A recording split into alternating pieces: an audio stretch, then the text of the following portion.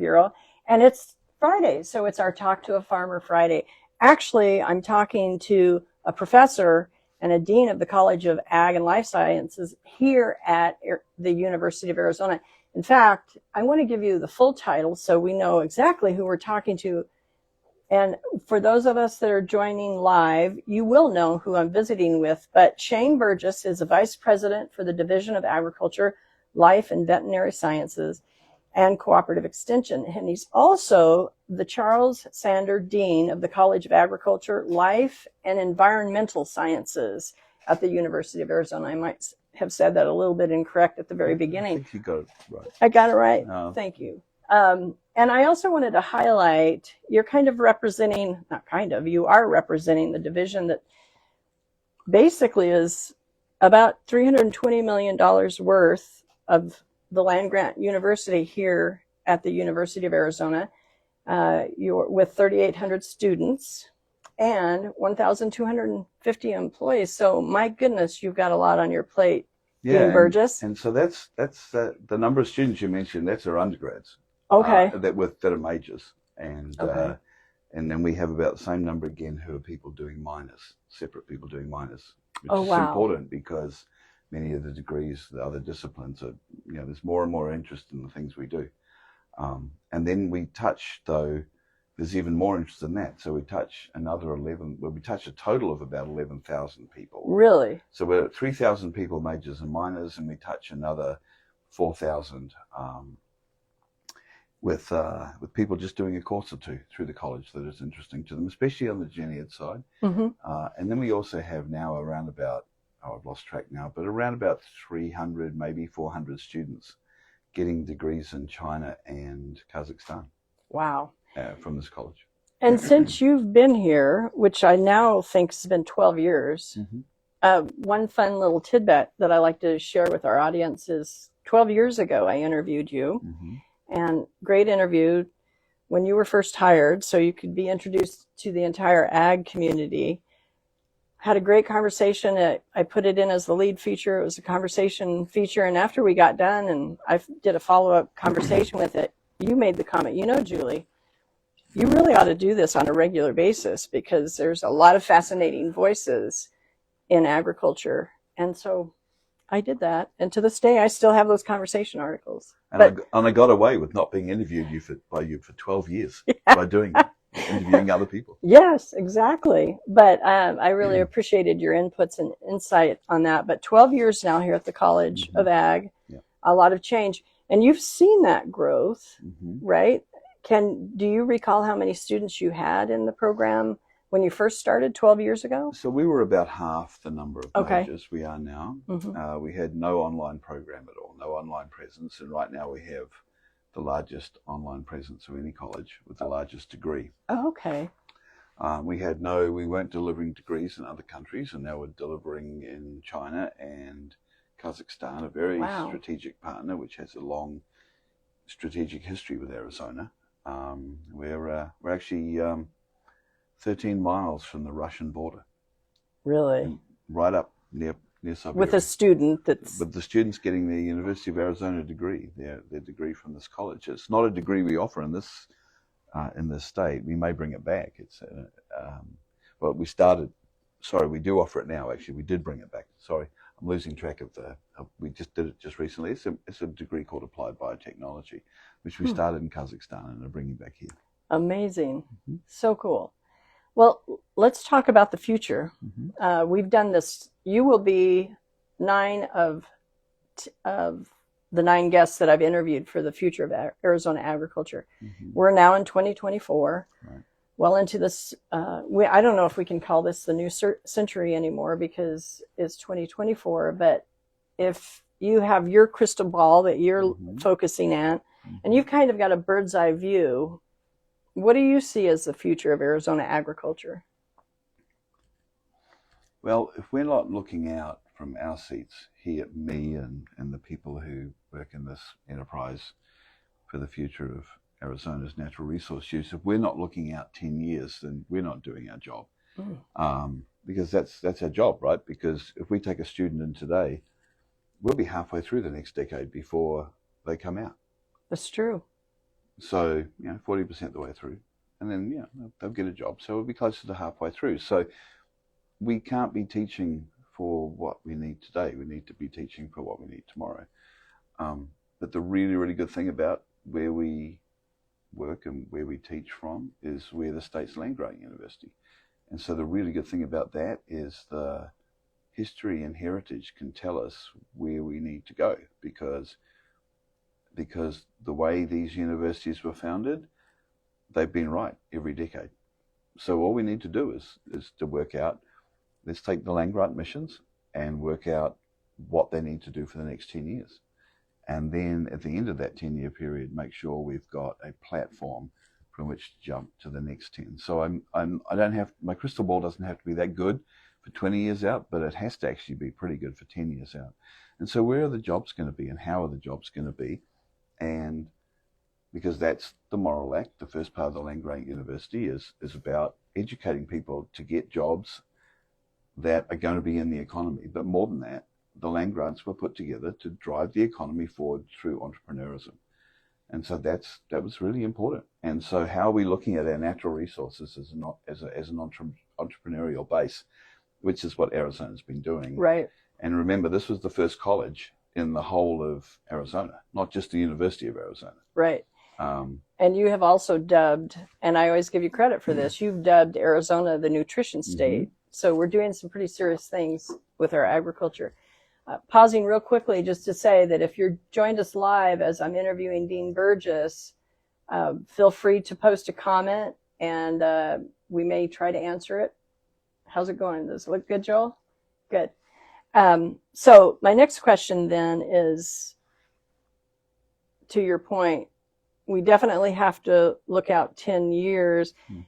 Be a little bit more college specific then on what you see in the future for, does that mean that we have to change up some of the degrees that are offered, or what might be new and different in the next 10 years, especially if I started out as a student and I decided to go to the University of Arizona and the College of Ag? So the good thing is the land grant universities, and particularly our college, we work for the state that we're in. Mm-hmm. And so our state is known for arid land agriculture. As you said before, we're a nutrition state because we're making things that keep people well. If people only ate what was grown in Arizona, our national Medicaid bill would just fall through the floor. Yeah. Medicare, sorry, not Medicaid. I always get those muddled up. But Medicare, we'd just be spending a fraction of what we'd be spending on Medicare. Heart disease would go away. Mm-hmm. So diabetes would go away. So we need to be looking forward to how are our students going to be both delivering for the state in natural resource use and delivering for themselves and their families and making a living, and enabling the people who use natural resources to make a better living. So the good thing is we do research in this state, so we can teach our students the cutting edge things as they go through. All of our textbooks are obsolete. They're like at least 5 years old by the time you get to them. 5 years is half a decade. Mm-hmm. And so the good thing about it is within the teaching classroom, the faculty are going to be naturally evolving anyway. Mm-hmm. So they'll probably have a similar standard base on some of the basic paradigms of chemistry and biology and physics and understanding consumer behavior, understanding economics. But as things evolve, the point is they should come out, they should be the smartest they are book-wise the day they graduate. Okay. So what is it they need to be learning? Well, the state's going to kind of tell us that as we do research within the state. But the really positive thing about our enterprise is that the college has such a strong link with cooperative extension. So those using natural resources and dealing with our populations and working with our populations in the cities and the rural areas, they're directly feeding into what's the state's going to need, what is the state going to need. So it'd be really easy for me to sit here and say, we need to teach them all about water, because of course we do. We need to teach them all about how the state is structured, because if we do, by the way, we teach them about 40% of the planet. So in other words, it's not all about water on the Colorado River, right? Unless you live in 4 counties of this state, Right. in which case it is. Yeah. And then it's all about our watersheds. And is it really just about the water? No, it's also about the food we produce off the watersheds. And if we produce that food off these watersheds, we can get rid of the crown fires. And if we get rid of the crown fires, then we have more water. So it becomes a cyclical thing. So, and then the bottom line is, but we have all these products, and if we can't sell them, then what's the point? Right. Because people have to make a living. And then we sort of say, well, how do we actually make a real living? And what are we really doing in, I would say, natural resource use instead of farming, because some people are farming and other people are doing different things with these natural resources. I think a key element is that the students who are graduating with our degrees, or our minors, or even being touched by our single courses, need to understand that this state is a phenomenal model for aridifying lands going forward. It's also a phenomenal model for working with native and indigenous populations, right, and provenance of the genetic value these people have created over millennia. Mm-hmm. Most of the biodiversity on the world is actually under the stewardship of our native populations around the whole planet, most of it. So all of our future biodiversity, all of our genetic future is being managed by these folks. Wow. Which is really important. We don't ever think of it that way, do we? Well, we do. Well, you do. And so it's just good, right? That's a relief. Yeah. What I'm hearing in part is a lot of times our professors here need to be prepared to pivot based on what the new research is bringing forth. Mm-hmm. So the really good thing about research is exactly what you said, and we get new knowledge.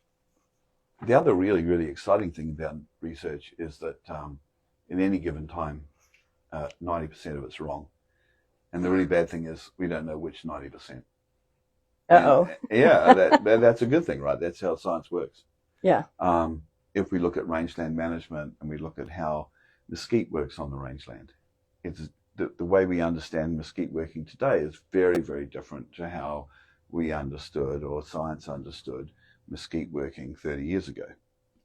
And so the research process must be constant. Absolutely, and that's what the real value of us having our 2 ranches is. A ranch down just south of us here at Santa Rita, and our ranch up at V-Bar-V. Of course, one of the other values of the V-Bar-V ranch is, and I'll put value in inverted commas, is it's a federal land lease.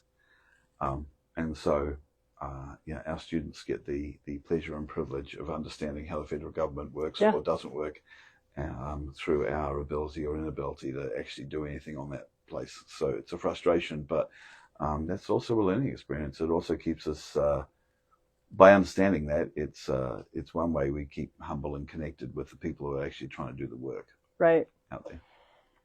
So next question, what are the most pressing issues in ag besides, and maybe it's not fair for me to say besides water, if it's the most pressing from your bird's eye view, but policy, technology, generational transition. As an academic, you can have the perspective, keep it close to home here at the Land Grant University. So what do you see as the key points that we need to really be focused on, or the most pressing issues here in ag in the state of Arizona? I think it's for everybody who's in any of our natural resource use industries, and that includes mining, and mining is very close to agriculture. Right. Many of the ranching leases are mining leases. Is ensuring that people understand that the primary economic base and a national security base is a country can be able to feed itself. And also, if you want to build on that base into tertiary or quaternary economic areas, build electric vehicles, you're going to have a water source. And the people who manage that water source are the people managing our natural resources, including our farmers and ranchers. And so I think the biggest issue we have is keeping that conversation rational and sane. Mm-hmm. The immediate urgent issues are always dealt with in politics, okay, in the political sphere. And of course, you're in Farm Bureau, and that's political leader for us, nationwide as well as in the state. And then the policies we make, and sometimes the policies work and sometimes they don't. They have to be interpreted by the courts. So law comes in. And then big picture, however, is culture and religion. Not just internally inside our own sphere, but if we're going to make money, we're going to have to export to the world. So I said before, we're working in Kazakhstan. In Kazakhstan, for millennia, horse has been a large part of the menu. Horse milk is drunk by about 3 billion people on the planet. Really? And I tell this story often. In Germany, in the health food stores, 10 grams of powdered horse milk is worth 35 euros. Wow. That's really different to selling commodity agriculture products. Right. So, so that's not one of your listeners, actually. But yeah, so my point is, so one of the things, if we look at the state being a nutrition state, that might be one of the few things maybe I didn't get wrong when we first spoke. But it's kind of, I've been thinking a lot more about it. Certainly we are a nutrition state. The good thing about that is this state produces commodities. It produces products that have been decommoditized, and it has produced some non-commodity products that we need to ensure don't become commodities. And I think that the United States is relatively young country, and so it's relatively, we're still waiting to see how many of these products can be uniquely branded. And part of that is our largest export sector is tourism. People come to the state mostly for its natural resources. Of course, golf involves some of those natural resources. Grass I wouldn't consider necessarily a natural resource. But the sun. But the sun and the water it uses is. But golf isn't the entire thing. If you look at what people come in to the state for, most of it's managed by the people who are touched by your organization and our college. The fact that we have the E in our name is really important, because I may get into trouble for this one, but Arizona State University has some phenomenal people working in water law, water policy. The Kyle Center, call them that. They're phenomenal. You guys connect with them a lot. People in the state do. We have the WRRC. There's an image they produce, a poster they produce above your head. I refer to that all the time. I use it as well. Yeah, it's great. Everyone in the state should have that image if they want to understand the state, an incredibly diverse state. But one of the things I know you've done previous interviews with Representative Dunn and Ethan Orr, but we really are and have been for over a century now the water engineering university. That's not to say that any other engineers can't be part of this. But coming back to the state, so I do believe we don't need to be worried about being a commodity ag state. I do realize we have commodity agriculture, and there's some people very, very good at it. But even if they're producing commodity products, they're still oftentimes decommoditizing their products. If you look at what goes on in Yuma, much of it's sold on contract as a commodity, right? And then some of it isn't. And you see the evolution of vegetables and different things. Who in their right mind would eat kale? I have no idea, because where I come from, that's where we feed sheep, right? But one of the things I think about the state, and I think we've been missing a marketing opportunity, as it were, as opposed to a sales opportunity, telling a story as opposed to selling something people don't necessarily want or need, is that, and I think forever and ever, our agriculture side, the USDA in particular, we've been a human wellness enterprise. So I think we're a nutrition state that is enabling our state to be a wellness state. So if you want to go somewhere to get better and feel better, and go back in history, really early on, when this place was still a territory, people came here because of consumption, tuberculosis. They came here to get better. Well. Exactly. Let's take that back. Exactly. Let's take back owning well. So where is the nutrition program? It's in USDA, not NIH. Why do we have to wait to get sick before we can have medicine why don't we remind people that we wouldn't need nearly as much Medicare cost if everybody ate just what we ate here? Why don't we have an Arizona diet just like we have a Mediterranean diet? Because actually, Arizona produces every single aspect of the Mediterranean diet, including fish. Mm-hmm. We do. And we try to push that a lot, I promise you, because it's so important. But I love it that your point is more about the wellness and our ability to do that. And so let's think about people who might want to go on vacation on a ranch or a farm. Right. So even if they don't ride horses, we know now that just being near horses, close to horses, has a huge positive impact on your own human physiology. Exactly. What if we became the center of the place that looked after our veterans with PTSD? Oh, and I love that. One of the reasons that Kazakhstan works so well for us, everyone in Kazakhstan is either the son or daughter of one of Genghis Khan's 3 sons, or a few of them were sent there by Stalin. 3 choices with Stalin. Wow. You got killed, you went to Siberia, or you went to Kazakhstan. But the culture there is very equine-centric. There's a joke there. A bride turns up to her wedding on a white stallion. She gets off, gets ready to get married, and she's provided her own wedding food as well. The horse. The horse. But so we have this cultural connection with the horse in Arizona, and whether it's through the Spanish coming up from South America into the state, and the Native Americans are really embracing the horse and how it worked, and the horse in the history of this state. And yet the horse is still a huge part of our culture. It really is. And so when we look at this state and we think of it as a nutrition state and we think of it as a wellness state, then how are we looking to become as entrepreneurial as we can be? Because people in farming and agriculture have been entrepreneurs forever. It's the definition. Since the Homestead Act.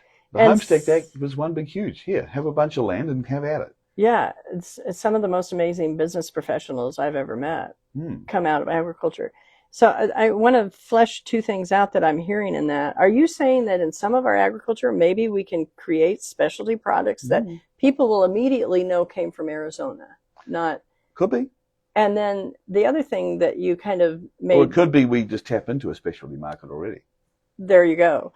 The other thing I want to flesh out that you kind of hinted to was that we have to have an export element to our agriculture, which you and I in agriculture know that. Arizona lately has gotten criticized because they're estimating 20% of our agriculture is exported.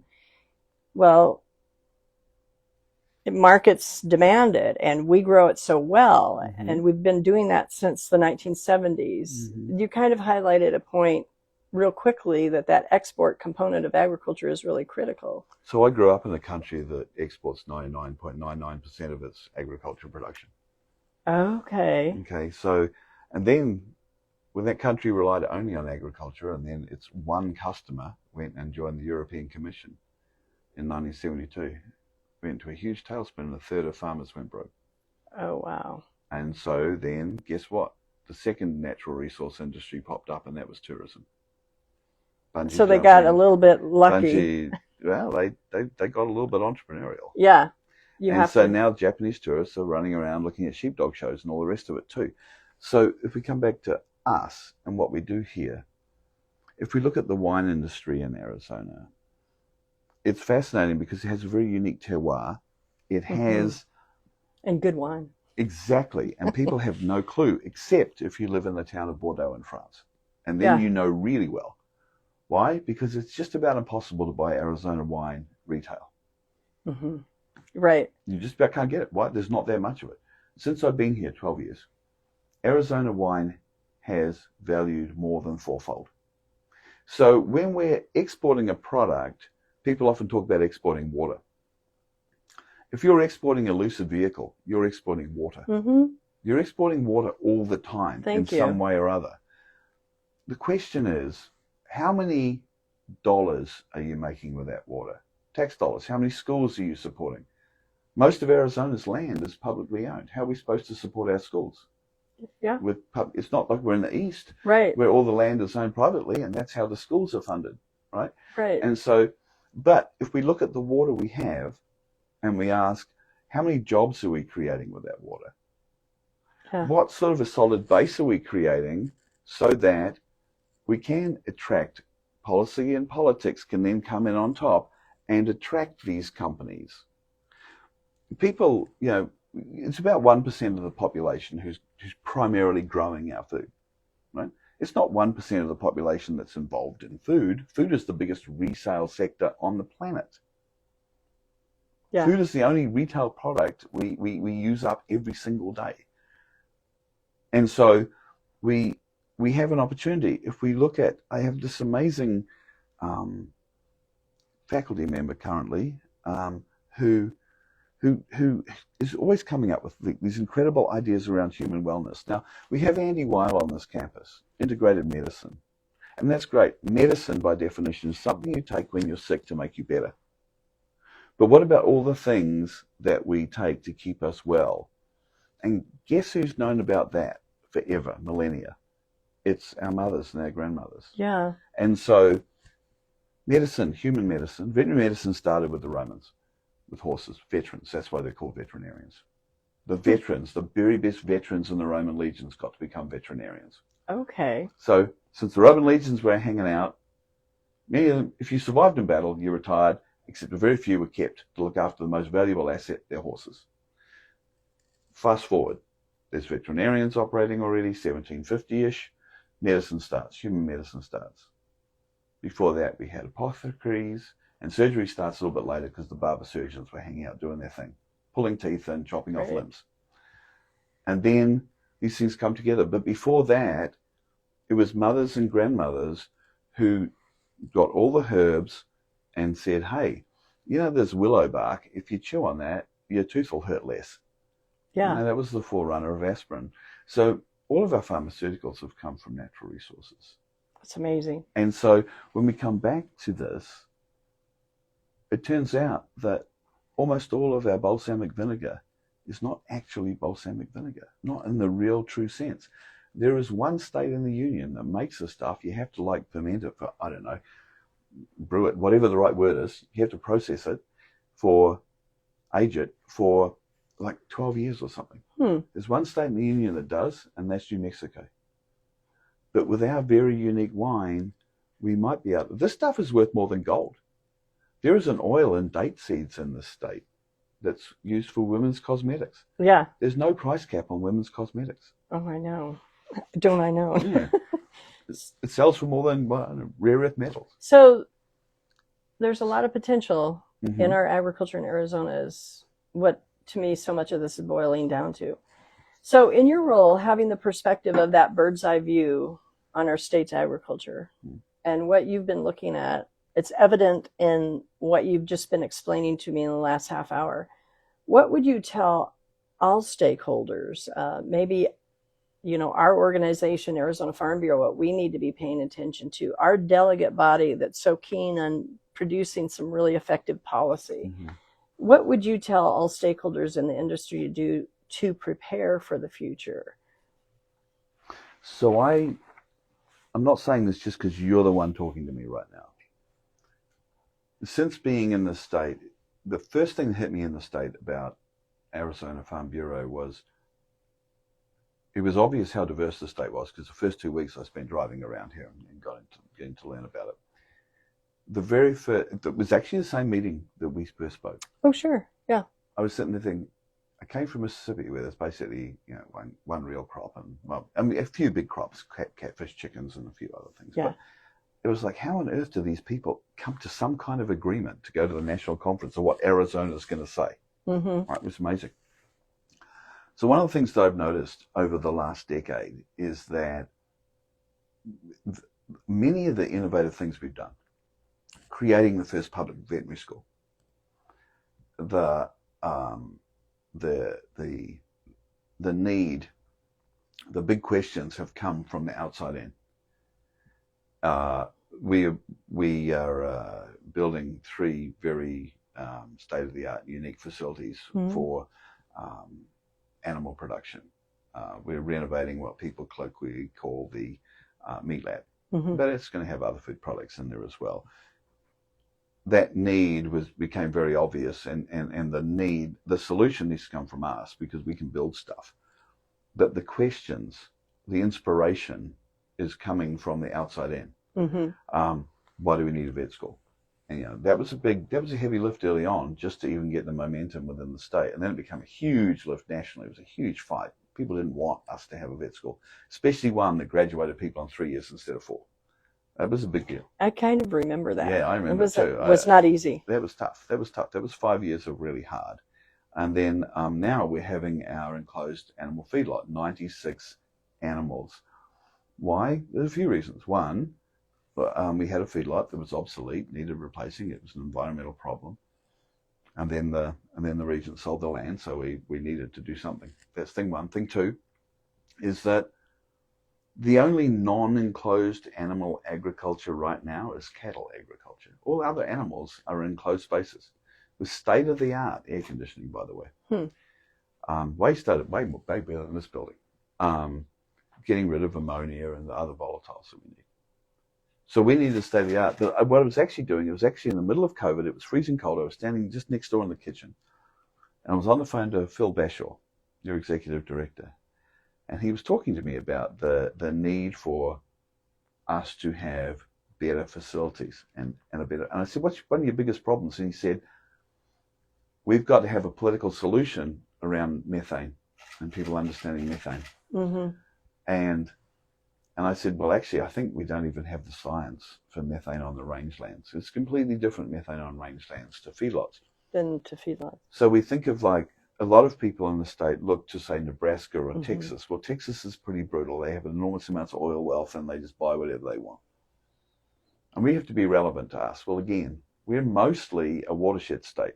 Most of our families are not fed by feedlots. We do have 2 big feedlots in the state, 3 actually. And it's probably even more that I'm missing, and someone will tell me off for not knowing. We'll let you know. Yeah, someone will let me know. But my point is, most of the individual families and jobs are distributed around the state, looking after the state's natural resources on public lands and native lands, and we know almost nothing about it. So we will have the only state-of-the-art facility on the planet that will enable us to actually look at rangelands through the season and see how are animals producing from those lands. Wow. Are they producing methane? And if so, how much? What are they doing with this stuff? And can we change their genetics or their microbiome so that we have Arizona-specific cattle that are really soft on the range, that eat the right cellulose to stop crown fires, and produce steak that is highly marbled and is an alternative to salmon as the heart-healthy food. Oh, wow. And what if McDonald's could only buy high DPA, high omega-3 beef? That was the only available. Yeah. You could only buy that. The worst cattle that gets ground up, the old dairy cows that get ground up to go into these hamburgers, they all had high DPA, high omega-3. Well, guess what? In the state, such a cow exists. Wow. And we found it. And one of your ranches has it. But it's unique. And so I thought that this new facility, the enclosed feedlot, would get us into the Premier League, right? But I thought we'd be at like the bottom of the Premier League because there's folks like Nebraska. Well, I went and visited Nebraska's methane barn. That's very famous. It's very good. It's very famous. And we won't be just in the Premier League. We'll be at the top of it. Wow. And that is where the funding is going. So you were able to make the comparison. And so we need to go there because we know the money's coming. So that when the money comes, which it is coming, we'll be able to do this research, not just unique in the nation, but unique on the planet. Awesome. And it also is telling me, using the example of Phil Bashaw, my boss, being on the phone with you, is as stakeholders, we need to stay engaged. Mm-hmm. You need to hear from us, and vice versa. Mm-hmm. We need to go to those meetings. We need to facilitate those public-private partnerships with the water program that Ethan Orr has kind of been spearheading through extension. And of course, he always turns all the credit I'm giving to him to our farmers and ranchers because it is the public-private partnership. Without the fuel, we couldn't do anything. Yeah. and we see all this money. That's awesome. A recent example, very recent, is RNA vaccines. And so what's very, very interesting is I mentioned Andy Weil with integrated medicine, which we would, we'd be contiguous to on human wellness. So we got integrated medicine, you get sick, you go see him. You want to not get sick, you see us. So one of the recent issues, one of the things Andy Weil said to me once was, because he was on the periphery of medicine, right? It's taken him, he's an overnight success at the age of 80 after a year, after a lifetime of inventing this new way of looking at medicine. Okay. So. And he's here at the university? Yeah, he's here at the university. Okay, he's another person I need to interview. Well, yeah, he might be actually. He's a medical guy. He's an MD. But an interesting cat. But anyway, he said to me, the thing about anecdote, I said something is anecdote, but doesn't mean we should ignore it. So the thing about anecdote, he said it comes from the Greek and it means it's just not published yet. Well, that's all of our science is like that. All of our science was saying, we think that willow bark takes pain away. What's in there that makes it work? Well, it's aspirin. And so we're looking at RNA vaccines right now. There's a lot of controversy around RNA vaccines. And we had a call recently with the cattle growers and had some of our experts on the call. And they were bringing up issues around rare side effects of RNA vaccines in humans. And actually, it was only papers that had come out in the last few months that were confirming the science is behind the anecdote. So in human beings, there are extremely rare side effects of vaccines.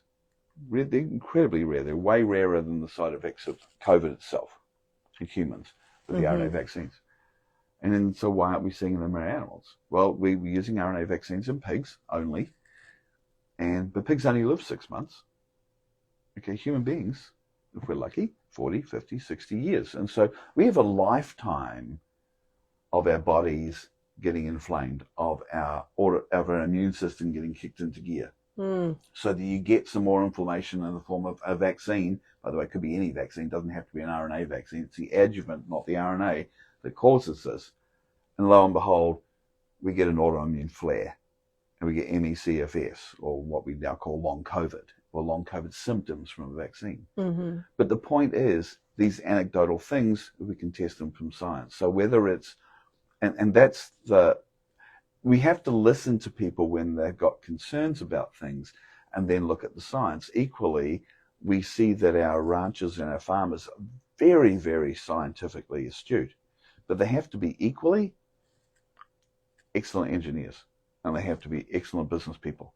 That's why there can be such an effective collaboration if we keep that way. They need to be able to trust and rely on us that we'll listen, and equally, and then again, coming back to the environment, why should environment be in our college? Because nothing we do happens without the environment, and we have an effect on the environment just by being there. Whether we farm it or don't farm it, look at the rise in no-till farming. It's really good, right?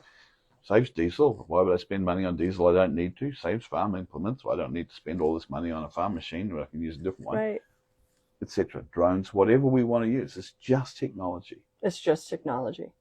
So, I may not even have to ask this question because I feel like what you are talking about is very hopeful.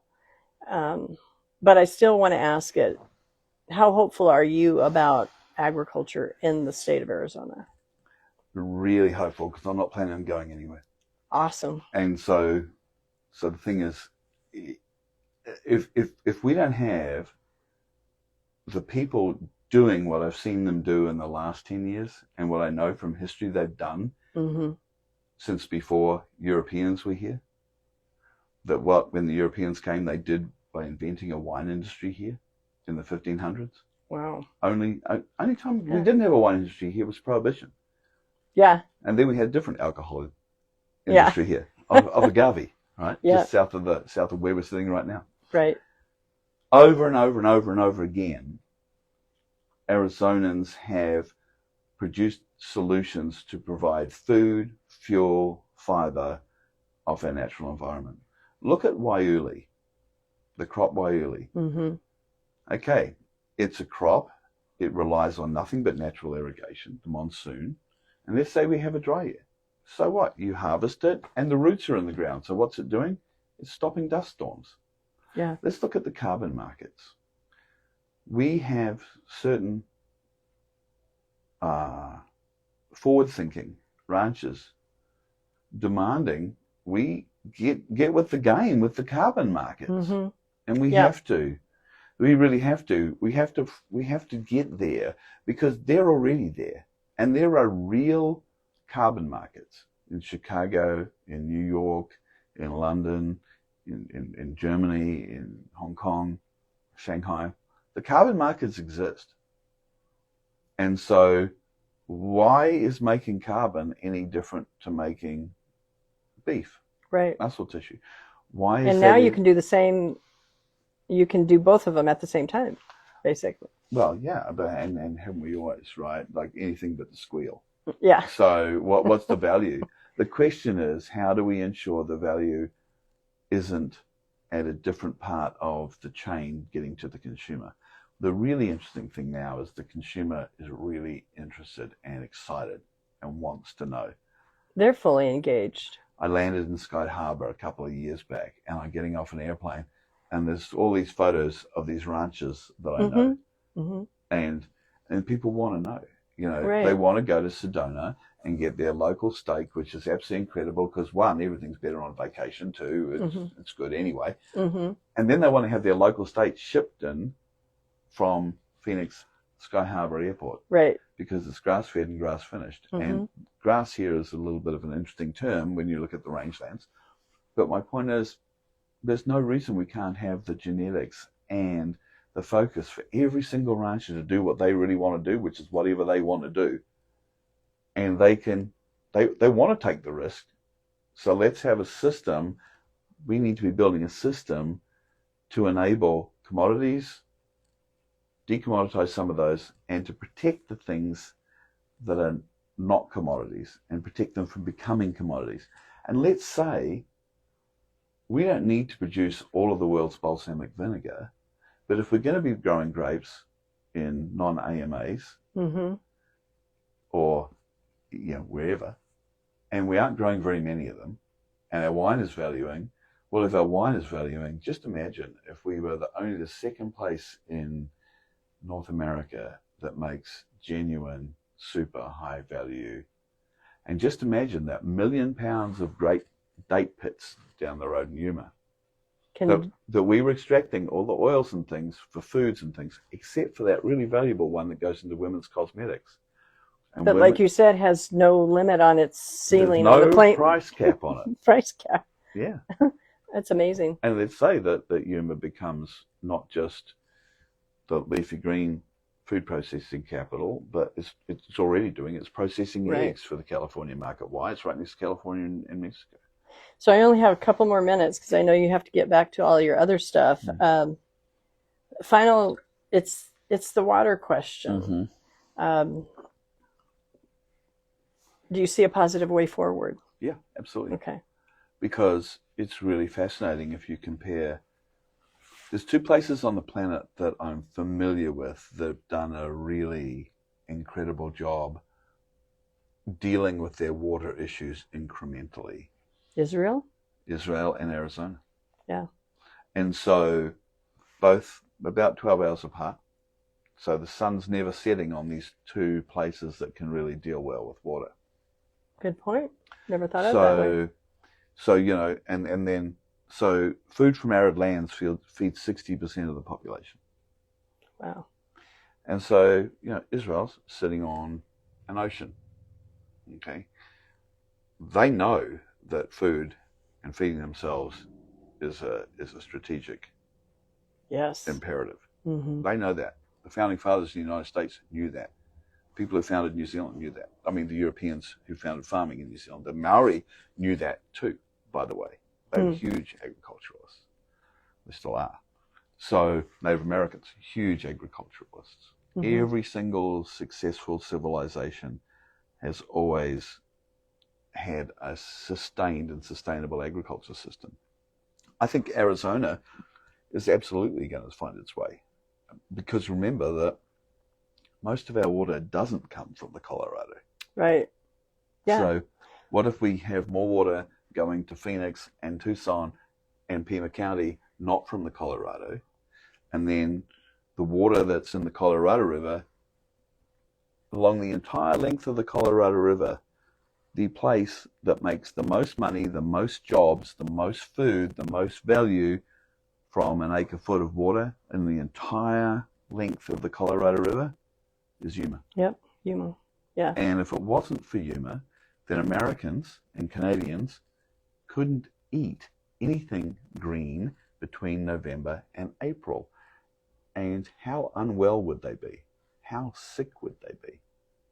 So if the value of Yuma's water is really the value of our Medicare costs, sure, yeah, it's completely different. So we just have to be able to measure it and tell the story. But there's a whole bunch of people, and we're in a federated system and a federated nation. So yeah, there's only one country next to us who can do that, and that's California. Right. And that's what I like to call I said country on purpose. Yeah, I know why you said country, because it is almost like its own country. I also call it the pendulum swing.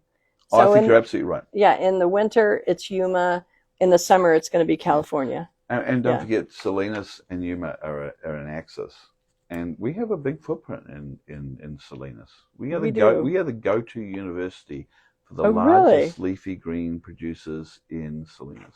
So because of the Yuma Center for Excellence in Desert Agriculture.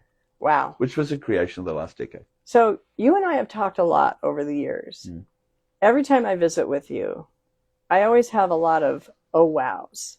I always learn so much from you. So Dean Burgess, thank you so much for giving us this time, for giving our listeners and those that will view this video, because we are going to put it up on our website. I really appreciate what you're doing. Continue this passionate work that you do on behalf of our land grant university, and we have to have a date for another interview in the future. Thank you, and we'll give you a sticker on the way out. I'll take it. That's a new one. Has I love it. Do. It's really good. Yes, right. I'll take it. Excellent. Blessings to everyone else, and we'll see you next Friday on Talk to a Farmer Friday.